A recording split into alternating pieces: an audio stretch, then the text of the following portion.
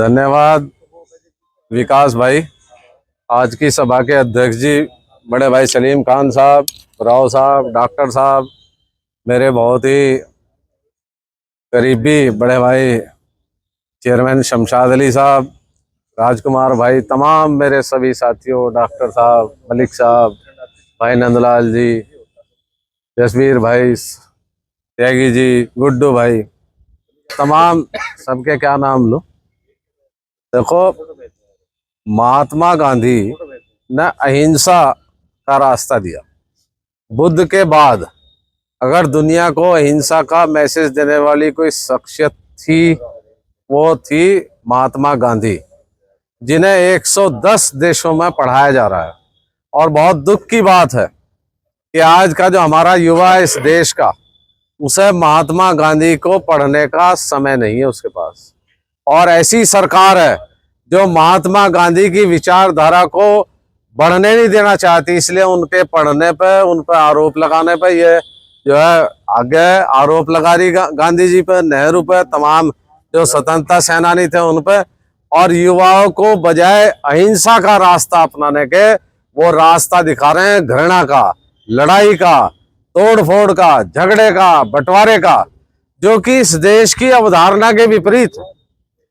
साथियों, हिंदुस्तान एक अकेला ऐसा देश है पूरी दुनिया में जहां जातीय व्यवस्था में क्षत्रिय भी हैं, जिनका काम ही लड़ना है और बड़ी तादाद में। लेकिन फिर भी गांधी जी ने इस देश को अहिंसा का मार्ग दिखाया और उस अहिंसा के मार्ग पर अंग्रेज जो है वो तंग होकर देश ही छोड़ के चले गए। और जो आज अपनी 100वीं जयंती मना रहे, स्थापना दिवस मना रहे हैं, मैं उनसे इस पावन पर्व पे एक चीज पूछना चाहता हूं कि वो एक आदमी का स्वतंत्रता संग्राम में अपना नाम दे दें, माफी वीरों का नहीं हमें नाम चाह रहा, उनके अलावा एक व्यक्ति का नाम दे दें जिसका इस देश की आजादी में रोल हो। उस समय के संघ के अध्यक्ष गोवलकर जी, बाद में दूसरे अध्यक्ष बने 1940 में, वो कोई एक आदमी अगर इस देश की आजादी के लिए एक सेकंड भी जेल गया हो, एक पल भर के लिए भी अंग्रेज सरकार की हुकूमत की उसने विरोध करा हो। और मैं आपसे बताना चाहूंगा, लाल बहादुर शास्त्री जी ने हमारे जिले हरिद्वार में 3 महीने शिक्षण का कार्य किया, राजा महेंद्र प्रताप डिग्री कॉलेज में, निःशुल्क, सिर्फ खाने खाने पर पढ़ाया उन्होंने। उसके बाद 6 महीने उन्होंने किसान degree college Muzaffarnagar, sir Chhotu Ram degree college Muzaffarnagar में भी उन्होंने अपनी सेवाएं दी।